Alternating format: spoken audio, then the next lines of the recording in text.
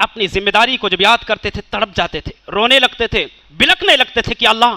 محشر کا عالم ہوگا، پتہ نہیں کیسے کیسے سوالات ہوں گے، تڑپنے لگتے تھے۔ صحابہ کرام تسلی دیتے تھے، کہتے تھے نہیں واللہ لو عثرت بغلۃ فی العراق لخشیت ان یسألنی اللہ عز وجل لخشیت ان یسألنی اللہ عز وجل لما لم تسللها الطریق یا عمر، اللہ کی قسم عراق کے سرزمین پر چلتے ہوئے کسی جانور کے پاؤں میں اگر ٹھوکر لگتی ہے تو میں ڈر جاتا ہوں کہ کل قیامت کے دن میرا رب مجھ سے سوال کرے گا کہ عمر تیری خلافت میں، تیری حکمرانی میں فلاں راستے میں گڈھا تھا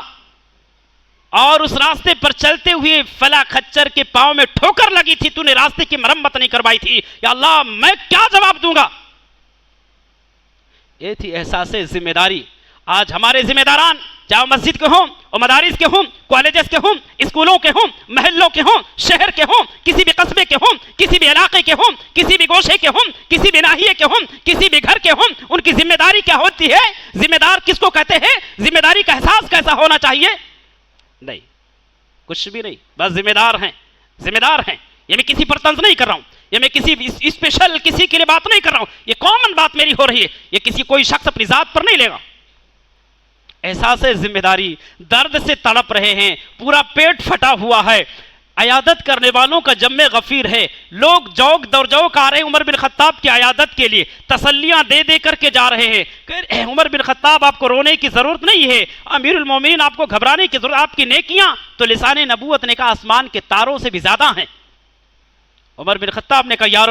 یارو تم مجھے تسلی دے رہے ہو، میں تو یہ سوچ رہا ہوں یہ جو میں خلافتی زندگی گزاری ہے اس پر رب العالمین نہ مجھے ثواب دے نہ میرا مواخذہ کرے تو میں سمجھ جاؤں گا کہ میں کامیاب ہو گیا۔ اتنے میں عیادت کرنے والوں میں ایک شخص واپس جانے لگا، اس کا پیجامہ ٹکنے سے نیچے تھا۔ اللہ اکبر، ایسے حالت میں بھی یارو اس کو کہتے احساس ذمہ داری، اس کو کہتے احساس ذمہ داری۔ عمر بن خطاب نے کہا یا عبداللہ ارفع ادارک، اللہ کے بندے یہ اپنا پیجامہ ٹکنے سے اوپر کرو، اس کو کہتے احساس ذمہ داری۔ ذمہ داری اگر رب العالمین عطا کرے، وہ چاہے گھر کے ذمہ دار ہوں، چاہے محلے کے ذمہ دار ہوں، چاہے کسی شہر کے ذمہ دار ہوں، چاہے کسی مسجد کے ذمہ دار ہوں، چاہے کسی مدرسے کے ذمہ دار ہوں، چاہے کسی اسکول کے ذمہ دار ہوں، چاہے کسی کالجز یونیورسٹیز کے ذمہ دار ہوں، کسی کے بھی ذمہ داری کیسی بھی ہو، ہمیشہ